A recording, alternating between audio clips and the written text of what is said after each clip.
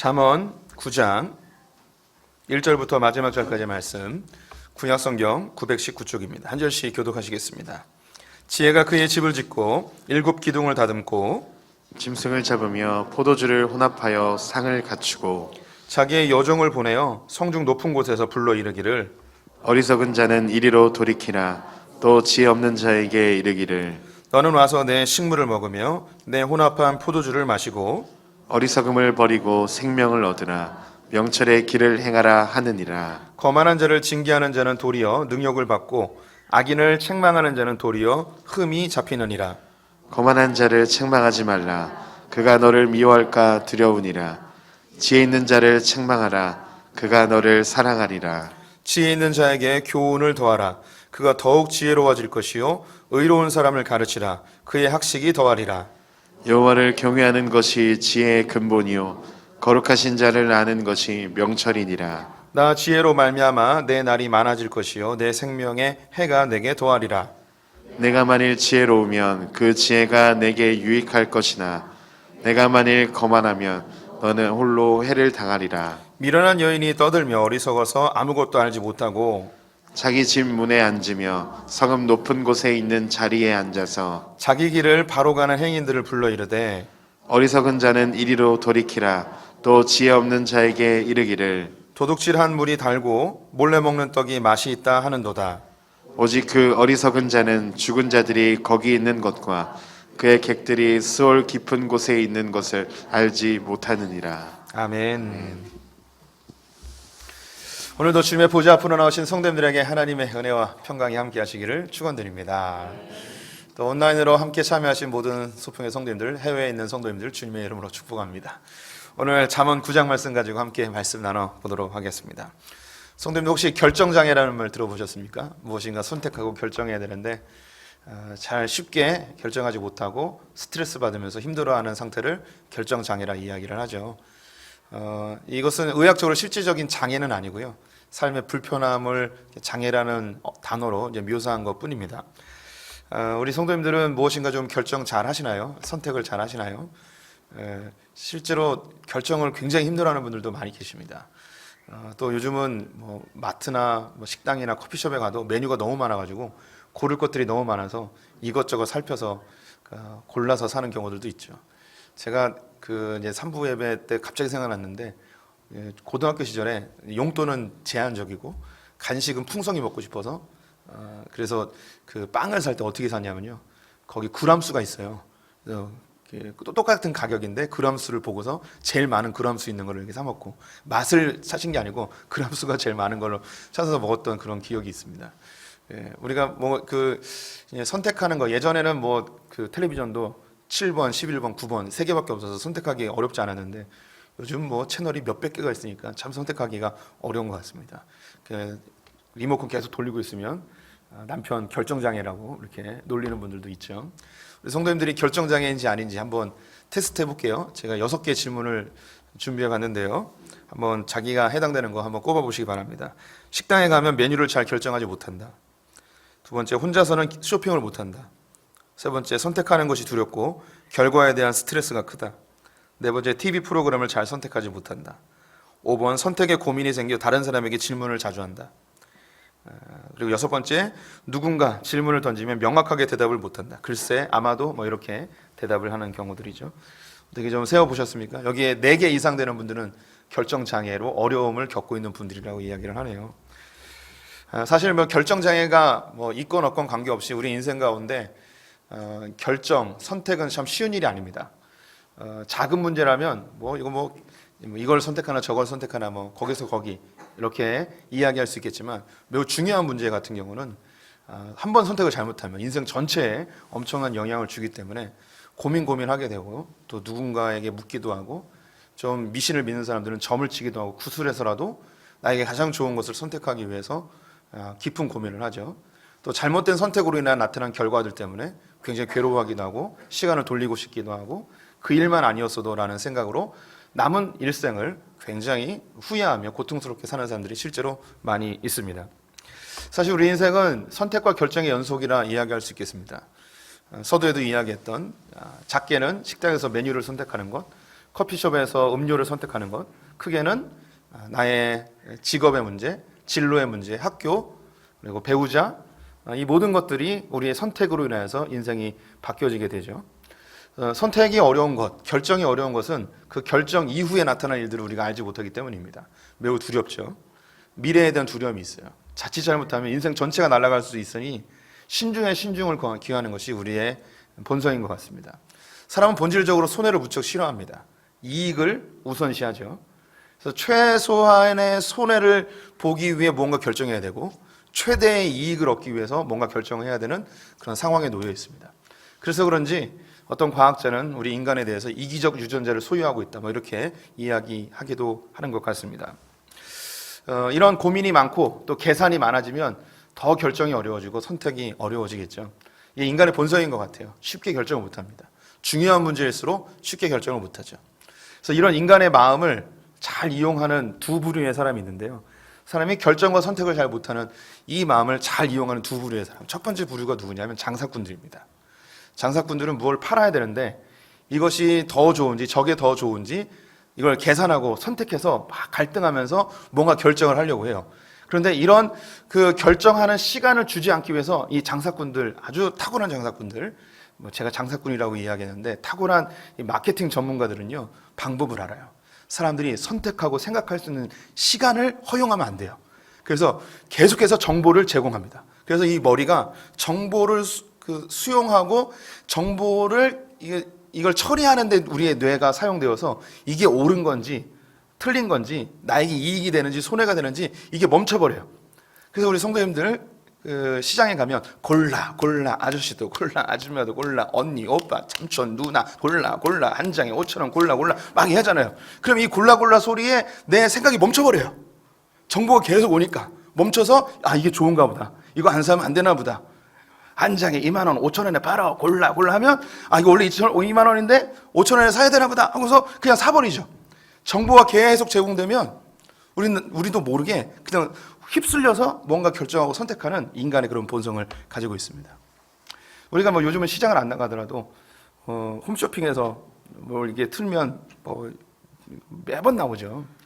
우리 성도님들이 이 홈쇼핑 보면 계속해서 정보를 제공합니다. 이 제품을 사야 되는 이유를, 장점을 계속 이야기하죠. 내가 생각할 겨를을 주지 않아요. 계속 이야기해요. 그래서 우리의 마음을 조급하게 만듭니다. 10분 남았습니다. 30개 남았습니다. 이제 마감이 임박했습니다. 이번 아니면 살 수가 없습니다. 다음에 기회가 오지 않습니다. 이번 기회 놓치지 마십시오. 1+1 하면서 우리에게 막 강요를 하죠. 정보를 계속 제공해요. 그러면서 우리는 나도 모르게 핸드폰을 누르고 있는 나를 발견하게 되어집니다. 우리 성도님들이 홈쇼핑을 자주 보지 않으시는 걸 권해요. 왜냐하면 이 홈쇼핑에 나오는 분들은 우리나라에서 말 제일 잘하는 사람, 물건 제일 잘 파는 사람을 모아놨어요. 그러니까 성도님이 그냥 듣고만 있고 보고만 있으면 나도 모르게 지갑이 탈탈 털리는 일이 발생하게 되어지는 것이죠. 우리가 뭔가 결정하고 선택을 잘 못해요. 이유는 손해와 이익을 계속 계산하고 이걸 선택했을 때 나타날 일들에 대해서 두려움을 가지고 우리가 생각하기 때문에 잘 선택을 못하죠. 그런데 장사꾼들은 일 생각하는 것을 아예 못하도록 정보를 제공해서, 끊임없이 정보를 제공해서 그 선택을 유도하게 되어 있습니다. 두 번째 부류가 누구냐면 사기꾼들입니다. 사기꾼들도 말을 엄청 잘해요. 그리고 엄청 많은 정보들을 제공하고 신뢰를 얻게 합니다. 제가 좋아하는 한국의 철학자 중에 한국외국어대학교의 탁석산 교수님이라고 계세요. 이분이 한 번은 사람들이 왜 사기를 당하는가, 누가 사기를 당하는가, 사기를 당하는 사람들의 공통적인 두 가지 유형이 있대요. 첫 번째는요, 적은 금액으로 많은 돈을 얻고자 하는 탐욕을 갖고 있는 사람들이 사기를 잘 당한대요. 이런 사람들을 사기꾼들이 딱 보고 이용하는 거죠. 두 번째가 누구냐면 자기가 똑똑하다고 생각하는 사람들, 교만한 사람들이죠. 자기가 똑똑하다고 생각하는 사람들이 사기를 잘 당한대요. 신기한 게 뭐 대기업 임원을 퇴직하고 나서 퇴직금 모두를 다 사기를 당하거나, 혹은 뭐 군대나 학교나 교수직을 퇴임한 다음에 그 돈을 다 날리는 그런 일들을 우리 성도님들이 뭐 자주 듣죠. 아니 저렇게 똑똑한 사람이, 우리나라에서 최고의 대학을 나온 사람들이 어떻게 저렇게 사기를 당할까라는 생각을 하시는데, 의외로 이 똑똑한 사람들은 정보가 계속 제공되어지면 이 정보가 스스로 맞다고 생각을 해요. 지금까지 나의 선택이 다 옳았기 때문에 이 지금 선택하는 것도 맞다고 생각해서 사기꾼들은 이러한 것을 잘 이용한다고 이야기를 합니다. 사람은 결정하고 선택하는 걸 잘 못해요. 미래에 무슨 일이 벌어질지 모르고 손해와 이익을 계속 끊임없이 계산하다 보니까 결정을 잘 못하죠. 이것을 교묘하게 이용하는 사람들도 있고요. 그래서 그런지 결정 장애를 겪고 있는 사람들에게 권유하는 게 뭐냐면, 이걸 극복하려면 한두 번 연습으로는 되지 않지만 여러 번 연습해야 되고 오랜 기간 동안 연습해야 되지만 중요한 한 가지는 있습니다. 뭐냐면 명확한 기준을 가지고 살면 결정하기가 쉬운 거예요. 한 가지 예를 들어서 짬뽕을 먹을 것인가 짜장면을 먹을 것인가, 우리 성도님들이 기준을 정하는 거예요. 나는 자기에게 쇠뇌해도 돼요. 나는 짬뽕만 좋아한다, 나는 짜장면을 싫어해 라고 아예 나에게 쇠뇌를 시켜버리는 거예요. 그럼 결정이 쉬워지죠. 뭐 이런 유의 방법으로 선택 기준을 명확하게 하면 결정 장애를 극복할 수 있다고 이야기를 하긴 합니다. 제가 왜 결정 장애를 이야기하는가? 오늘 잠언 9장에는요 결정 장애에 걸린 한 남자가 등장을 해요. 그 남자는 이름이 등장하지 않고 어리석은 자라고 기록이 되어져 있습니다. 이 어리석은 자는 무엇을 결정하지 못하고 갈등을 겪고 있는가? 두 여자 사이에서 무엇을 결정해야 할지 몰라 갈등을 겪고 있습니다. 결정 장애를 겪고 있는데요, 두 여자를 소개해 드리겠습니다. 먼저 첫 번째 여자는 지혜라는 여자입니다. 1절에 보면 지혜가 나와 있는데요, 우리 한글 성경은 이 단어가 여자인지 남자인지 잘 몰라요.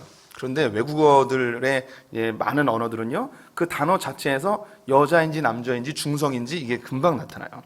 한 가지 예로 우리가 교회라고 그러잖아요. 이 교회는 그 자체가 여성형이에요. 그래서 신부되어진 교회라고 그러잖아요. 그래서 교회는 여성입니다. 하나님은 남성형을 갖고 있어요. 왜냐하면 남편이시기 때문에.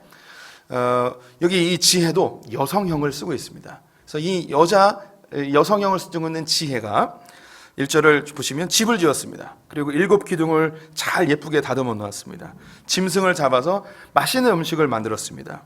최고급 포도주를 준비하고서 자기의 여종을 지켜서 성중 높은 곳에서 사람을 부릅니다. 누구를 부르냐? 여기 나와 있지 않은데 어리석은 자를 불러요. 이 어리석은 자가 남편인지 혹은 아들인지 모르겠습니다. 그런데 뒤에 나오는 다른 여자와 비교해 봤을 때 이 어리석은 자, 이 남자는 분명히 남편 같습니다. 뭐라고 부르는지 한번 보겠습니다. 4절부터 6절까지 말씀 같이 읽어보겠습니다. 어리석은 자는 이리로 돌이키나 또 지혜 없는 자에게 이르기를 너는 와서 내 식물을 먹으며 내 혼합한 포도주를 마시고 어리석음을 버리고 생명을 얻으라 명철의 길을 행하라 하느니라. 네, 이 지혜라는 여성이 집을 예쁘게 짓고 아름답게 꾸미고 맛있는 음식을 준비하고 최고급 포도주를 준비해서 여종을 지켜 남편을 부릅니다. 어리석은 자야, 이 바보 같은 놈아, 빨리 돌아와라. 내가 음식도 만들어 놓고 최고급 포도주를 준비해 놨으니 빨리 와라. 이곳에 너의 생명이 있다 하면서 이 남편을 부르고 있습니다. 그런데 이 남편이 갈등을 하고 있었는데요, 또 다른 여자가 본문에 등장합니다. 그 여자는 13절에 있습니다. 미련한 여인이라고 되어 있네요. 그 뒤에 떠들며 어리석어서 라는 말이 있는데, 이 떠들며 이 말이 음란하게 말하다 이런 뜻이에요. 그래서 이 여자는 미련한 여자인데 음녀예요. 그래서 사람들을 음란한 말로 꼬셔서 그 사람의 소중한 것을 빼앗는 그런 여자인 것이죠. 이 여자는 높은 곳에서 길 가는 행인들에게 아주 음란한 언어로 꼬시기 시작합니다. 뭐라고 꼬시는가 봅시다. 16절에서 18절 말씀 같이 읽어보겠습니다. 어리석은 자는 이리로 돌이키라 또 지혜 없는 자에게 이르기를 도둑질한 물이 달고 몰래 먹는 떡이 맛이 있다 하는도다. 오직 그 어리석은 자는 죽은 자들이 거기 있는 것과 그의 객들이 수올 깊은 곳에 있는 것을 알지 못하느니라. 네, 이 미련한 여인 음녀는 길 가는 남자들에게, 거기에 이 지혜의 남편도 여기 같이 있는 거예요. 그래서 꼬시는 거예요. 어리석은 자야, 이리로 와라. 도둑질한 물이 달고 몰래 먹는 떡이 맛있어. 이걸 이렇게 이제 써놨는데 우리 언어로 바꾸면 이렇습니다. 오빠 놀다가 바보같이 그냥 가면 어떡해. 놀다가 훔쳐먹는 사과가 더 맛있대잖아. 놀다가 안 하려고 그랬는데 어제 운전하면서 연습했어요. 이런 거예요.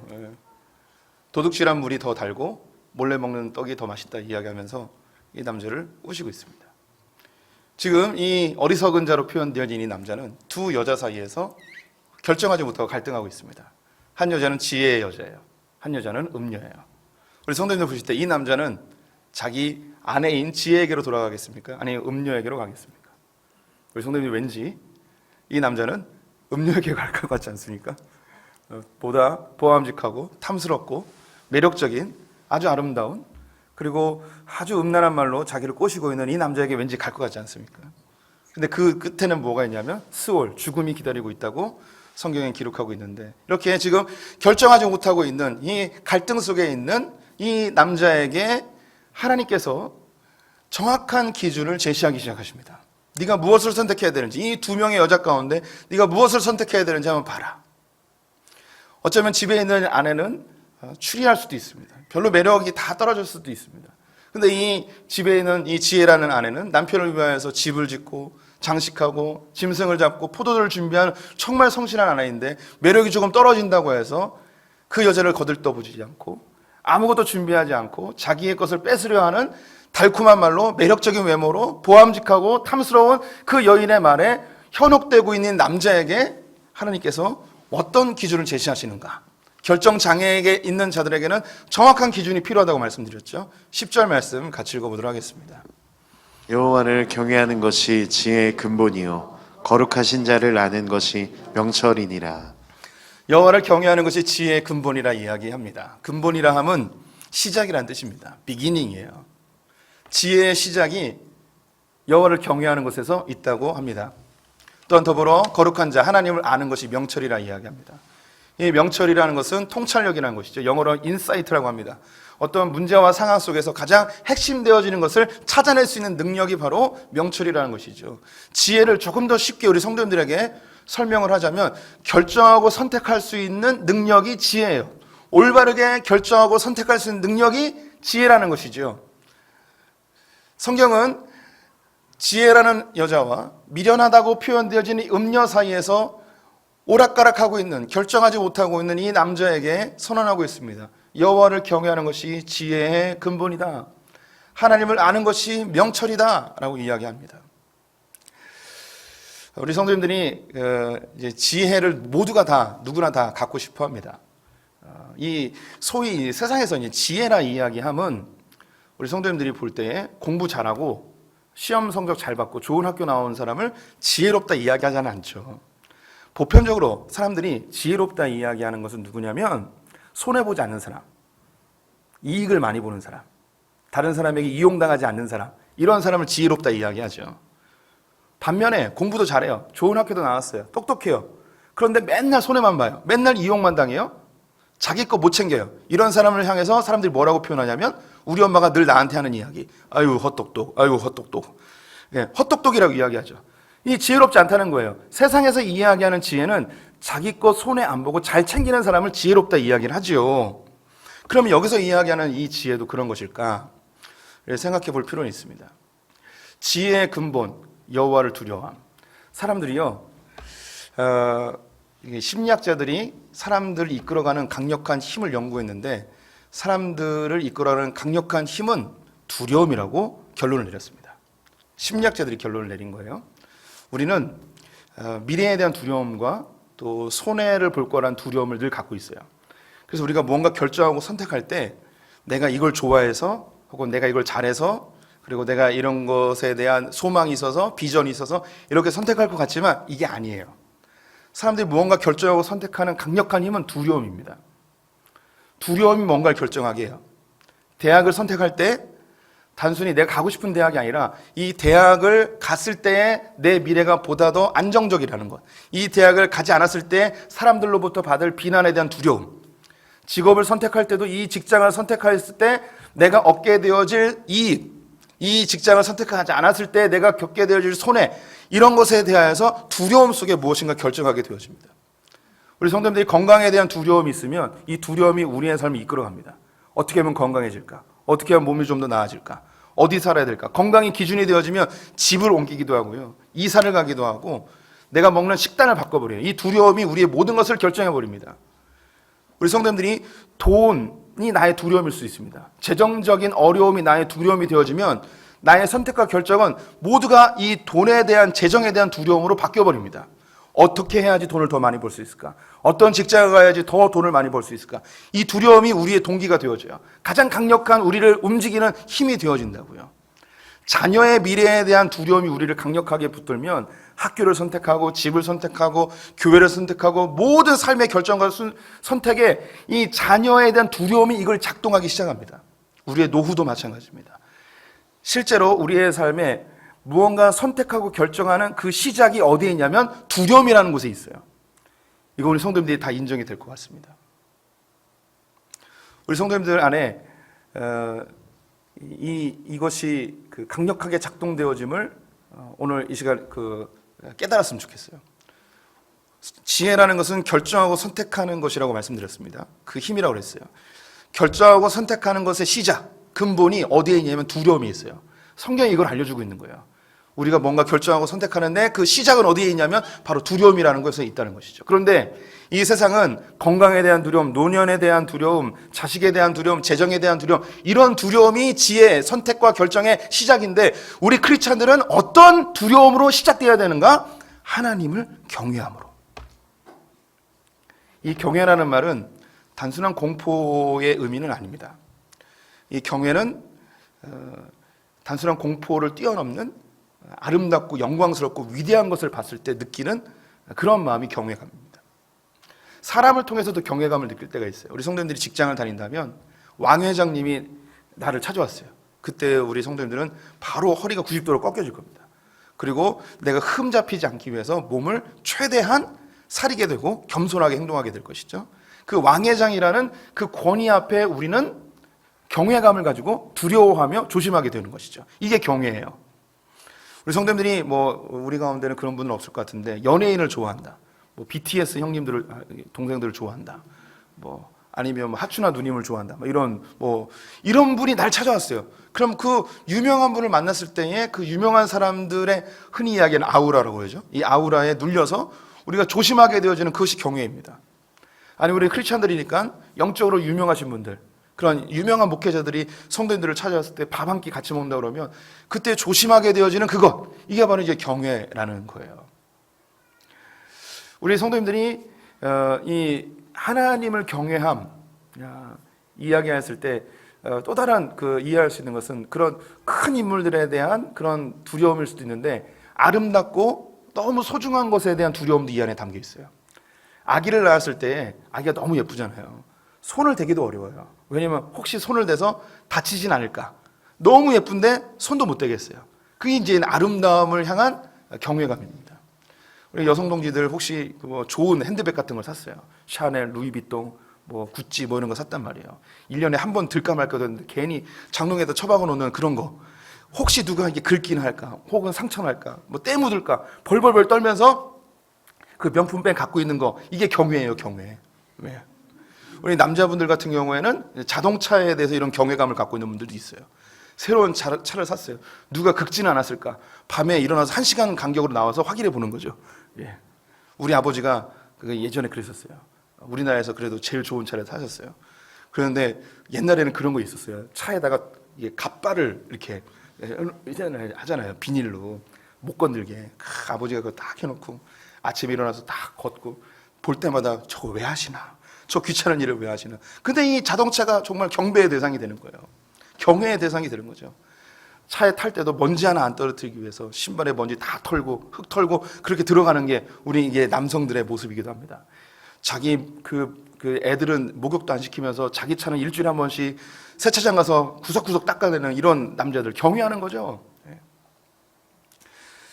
이런 경외감이, 하나님을 경외함이 하나님의 그 위대하심과 주님의 위엄 앞에 그분을 두려워하면서도 사랑하는 그 마음이 경외인데, 그것이 크리스찬들이 가져야 될 지혜의 시작이라고 이야기합니다. 아까도 언급드렸듯이 사람들은 두려움에 의해서 움직여지게 돼 있어요. 하나님을 경외함이 선택과 결정의 시작이 되어져야 된다고 이야기합니다.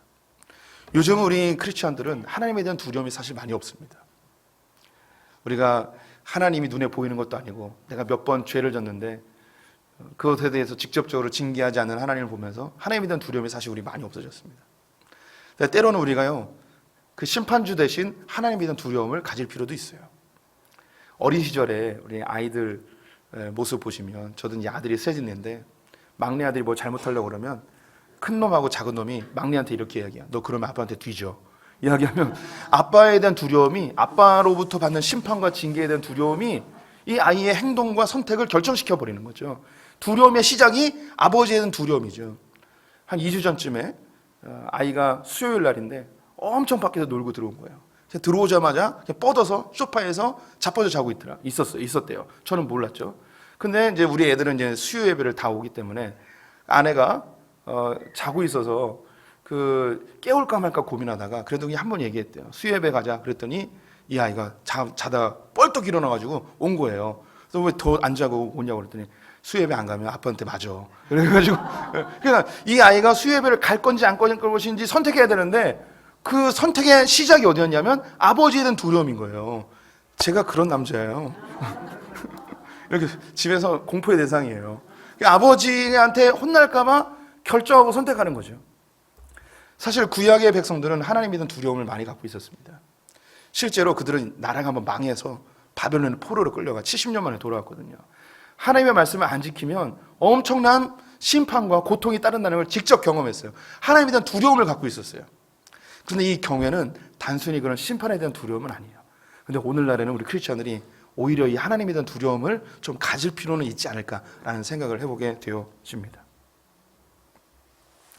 지금 이 잠언 9장에 나와 있는 이 어리석은 자로 표현되는 이 남자가 집에서 아내가 음식을 만들고 최고급 포도주를 준비해서 남편을 기다리고 있습니다. 그런데 지금 자기 눈앞에는 정말 매력적인 그리고 음란해 보이는 그런 성적 매력을 가득 담고 있는 한 여자가 자기를 향해서 이리로 오라고 바보같이 그냥 가지 말라고 꼬시고 있습니다. 이때 이 남자에게 명확한 기준이 있다면 어디로 가야 되는지 결정은 나죠. 그것이 뭐냐면 하나님을 경외함. 근데 이 남자가 계속 갈등하고 있는 듯해요. 근데 이런 갈등은 이 남자에게만 있는 것이 아니고 지금 우리에게만 있는 것이 아니고 에덴 동산에 있었던 최초의 남자, 최초의 사람 아담에게도 있었습니다. 하나님이 에덴 동산을 창조하시고 동산 중앙에 생명나무와 선악과를 만드셨죠. 아예 그 이름에 생명이라고 이름을 박아놨어요. 너 이거 먹으면 영생한다. 이거 먹으면 네 생명이 길어져. 풍성한 삶을 살게 될 거야. 반면에 선악과를 딱 보이시고 너 이거 먹으면 반드시 죽는다. 이거 먹지 마 라고 합니다. 그런데 사단이, 이 음료로 표현되어지는 이 사단이 아담과 하와를 미혹합니다. 성경 창세기 3장에 정확하게 기록되어 있어요. 보암직하고 먹음직하고 지혜롭고 할 만큼 탐스러웠대요. 너무나 아름다운 거예요. 이 음란한 말로 아담과 하와를 미혹하는 이 사단의 음성에 넘어가는 거죠. 얘들아 이거 먹어. 지금이 기회야. 내일이면 없어져. 이거 먹으면 하나님처럼 될 수 있어. 이거 안 먹으면 너 손해보는 거야. 이거 꼭 먹어야 돼. 이번 기회를 놓치면 안 돼. 오늘 안 먹으면 내일 하나님이 이거 다 잘라버릴지도 몰라. 오늘 먹어. 지금 먹어. 지금이 기회야. 라고 하면서 현혹하여서 그것을 먹게 되어집니다. 만약에 아담과 하와가 하나님이 어떤 분인지 알았다면, 그리고 하나님을 두려워하는 마음, 경외하는 마음이 있었다면 그에게 선택과 결정에 명확한 기준이 있었겠죠. 하지만 사단의 미혹에 그냥 넘어가게 되어집니다.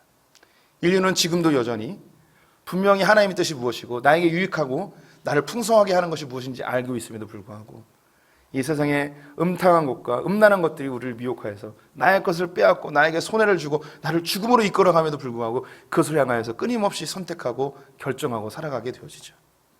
우리 성도님들이 돈이나 노후나 직업이나 자녀나 건강이나 이런 두려움으로 인하여서 끌려가죠. 이게 나쁜 게 아니잖아요. 나쁜 게 아니에요. 건강 관리가 나쁜 거 아니란 말입니다. 재정 관리가 나쁜 거 아니에요. 자녀를 사랑하는 거 나쁜 거 아니죠. 노후를 대비하는 거 나쁜 거 아니에요. 집을 사는 거 나쁜 거 아니고요. 나쁜 거 아니죠. 좋은 거예요. 그런데 사단은 더 좋게, 더 매력적으로, 더 탐스럽게, 더 부함직하게 만들면서 우리를 현혹하여서 결국은 이 두려움의 종로로 타여서 그렇게 멸망의 길로 우리를 이끌어간단 말입니다. 하나님은 이 세상을 그냥 그렇게 놔둘 수 없었어요. 그래서 두 번째 아담을 보내십니다. 그 두 번째 아담이 바로 예수 그리스도이십니다. 예수님에게는 두 가지의 선택의 길이 있었습니다. 한 가지는 예수님이 이 땅의 왕으로서 사람들에게 인정받는 거예요. 예수님의 공생애를 시작할 때 40일 동안 금식하시는데 사단이 와서 예수님을 미혹하죠. 돌을 떡으로 바꾸라는 거예요. 나에게 절을 하면 천나 만국을 다 너에게 줄 거라 이야기합니다. 성전에서 떨어지면 사람들이 너를 하나님의 아들로 인정해 줄 거라고 이야기합니다. 당시에 사람들에게 먹을 문제만 해결해 주면 단번에 왕으로 인정받을 수 있었습니다. 실제로 오병이어 사건 이후로 사람들은 예수님을 임금으로 모시자고 따르기 시작했습니다. 예수님이 베들레헴 구유에 태어나지 아니하시고 로마의 왕궁에서 태어났다면 그 존재 자체로 모든 사람들이 예수님 발 앞에 머리를 조아리고 무릎을 꿇고 경배했을 것입니다. 근데 예수님이 그 길을 선택하지 않으시죠. 또한 성전에서 떨어지면 사람들이 하나님의 기적적인 도우심을 보며 이분이 정말 메시아 하나님의 아들이구나 인정했을 것입니다. 실제로 그랬습니다. 예수님은 수많은 이적을 일으키자 한 번 행차하시며 수만 명의 사람들이 그 이적을 보기 위해서 따랐죠. 그분을 예수님을 하나님의 아들이라고 다들 환호성을 질렀습니다. 사단이 이 미혹은 단순히 그 미혹에서 끝나는 게 아닙니다. 십자가의 길을 걷지 말라고 하는 미혹인 것이죠. 보암직하고 매력적이고 탐스러운, 사람들에게 인정받고 높은 위치에 있고 사람들의 필요를 채워주는 그 길로 걸으라는 거예요. 예수님께서는 이 땅에 오실 때 사람들의 단순히 먹을 문제를 해결하기 위해서가 아니고 예수님이 이 땅의 왕이 되기 위해서가 아니었고 우리의 질병이나 삶의 모든 문제를 해결하기 위해서 오신 분이 아니죠. 예수님께서 오신 것은 우리의 생명을 구하기 위해 오신 겁니다. 우리의 죄를 해결하고 영생을 주기 위해 오신 것이죠. 그래서 예수님은 십자가의 길을 선택하게 되어집니다. 예수님도 십자가를 지키기 전에 두려웠습니다. 우리가 계속 이야기하고 있는 게 두려움이 사람을 선택하고 결정하는 것으로 인도한다고 했죠. 십자가에 대한 두려움, 이 두려움이 예수님에게 분명히 선택할 수 있는 기준이 될 수 있습니다. 십자가를 지는 것이 손가락질 당하고 침뱉음을 받고 온몸이 갈기갈기 찢겨서 창에 찔려서 죽는 그 순간이 너무너무 두려워서 그 반대의 길로 선택할 수도 있었어요. 하지만 예수님에게는 이 십자가의 고통의 두려움보다 더 강력한 두려움이 있었습니다. 그것이 뭐냐면 하나님에 대한 경외감이었습니다. 공교롭게도 오늘 읽었던 교동문에서 그리스도께서 여호와를 경외함을 그의 즐거움으로 심으셨다라고 되어 있어요. 하나님을 경외하는 그 모습이 누가복음에 나와 있는데요. 함께 읽어보도록 하겠습니다. 이르시되 아버지여 만일 아버지의 뜻이거든 이 잔을 내게서 옮기시옵소서. 그러나 내 원대로 마시옵고 아버지의 원대로 되기를 원하나이다 하시니. 예수님은 자기가 원하는 게 있었어요. 십자가를 지지 않는 것, 그게 예수님이 원하는 것이었습니다. 예수님에게도 두려움이 있었죠. 그 두려움이 예수님을 이끌어갔습니다. 그런데 그 길을 선택하지 아니하고 하나님을 경외함, 하나님이 원하시는 것, 주님이 원하시는 것을 선택하기로 결정을 합니다. 자기의 두려움보다 하나님에 대한 두려움이 더욱 강력하여서 그 길을 선택하게 되어지죠. 예수님이 그렇게 십자가에 달려 죽으시고 우리에게 새로운 생명의 길을 열어주셨습니다. 우리가 첫 번째 아담의 생명은 십자가에 못 박혀 죽었습니다. 이제 두 번째 아담인 예수 그리스도의 생명을 소유한 자들이기 때문에 우리는 하나님을 동일하게 경외함으로 살아가야 되는 것이죠. 구약의 백성들은 심판주 하나님에 대한 공포심으로 하나님의 말씀을 따르려 하였습니다. 우리 성도님들에게 일면 그런 부분도 필요하긴 하지만 이것을 뛰어넘어야 되죠. 우리가 하나님께 느끼는 경외감은 하나님의 아름다움입니다. 주님의 위대하심, 자기 아들을 아끼지 아니하신 그 하나님의 무한하신 사랑, 세상을 이처럼 사랑하셔서 자기 아들 독생자를 아끼지 아니하고 우리에게 주신 그 사랑, 나의 과거, 현재, 미래 모든 죄까지도 다 해결해 주신 그 무한하신 주님의 사랑 앞에 우리는 경외감을 가지고 그 하나님의 은혜에 대한 반응으로 하나님이 원하시는 길을 선택해 나가는 것이죠. 이것이 우리의 선택과 결정의 기준이 되어져야 합니다. 세상 사람들도 지혜를 원합니다. 근데 그 지혜는 손해보지 않고 더 많은 이익을 얻고 내 유익을 위해 그렇게 똘똘하게 사는 것을 지혜라 이야기하지만 성경이 이야기하는 지혜는 하나님이 원하시는 것을 선택하는 것입니다. 고린도전서 말씀 읽으면서 선교를 마무리해 보겠습니다. 함께 읽습니다. 십자가의 도가 멸망하는 자들에게는 미련한 것이요 구원을 받는 우리에게는 하나님의 능력이라. 오직 부르심을 받은 자들에게는 유대인이나 헬라인이나 그리스도는 하나님의 능력이요 하나님의 지혜니라. 하나님의 어리석음이 사람보다 지혜롭고 하나님의 약하심이 사람보다 강하니라. 아멘. 세상 사람들은 다 지혜를 원합니다. 하지만 이 십자가의 길은 미련해 보이죠. 능력 없어 보입니다. 하지만 이 길이 생명으로 인도하는 길입니다. 여호와를 경외함이 지혜의 근본입니다. 선택과 결정의 시작점이 여호와를 경외함입니다. 주님을 더 사랑하는 분들 되시기를 축원드립니다. 우리 함께 찬양하겠습니다.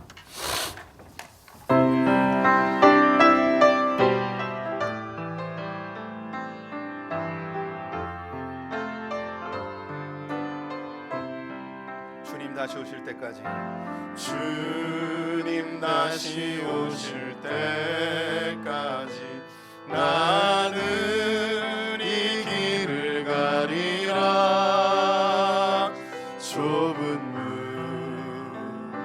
좁은 길 나의 십자가 지고 나의 가는 이 길 끝에서 나는 주님을 보리라. 영광의 내 주님 나를 맞아주시리. 주님 다시 오실 때까지 나는 일어나 달려가리라. 주의 영광 온 땅 덮을 때 나는 일어나 노래하리. 내 사모하는 주님 온 세상 구주시라. 내 사모하는 주님 영광의 왕이시라. 주님 다시 오실 때까지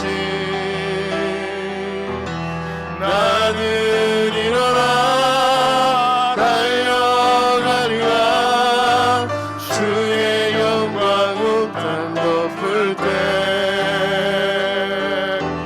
나는 일어나 노래하리. 내 사모하는 주님 온 세상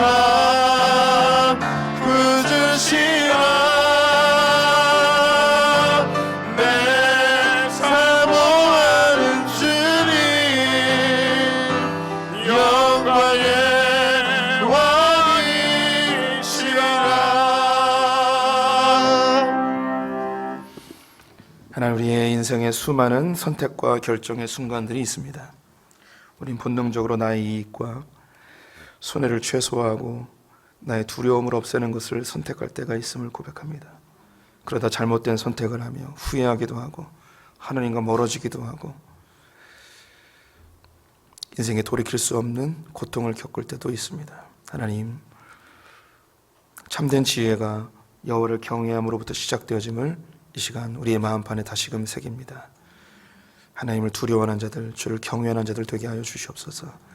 단순히 공포를 뛰어넘어 심판에 대한 징계에 대한 두려움을 뛰어넘어 하나님께서 아들을 아끼지 아니하신 그 위대한 사랑에 감격하여서 주의 뜻을 좇는 자들, 주님의 말씀과 주님의 뜻이 기준되어지는 소풍의 성도들 되게 하여 주시옵소서.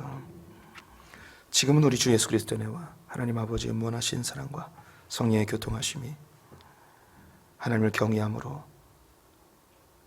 삶의 결정과 선택의 순간마다 올바르게 결정하기를 열망하는 소풍의 모든 성도들 가운데, 우리 자녀들 가운데, 저 북에 있는 형제 자매들과 열방의 선교사님들을 위해 지금부터 영원토록 함께 계실지어다. 아멘.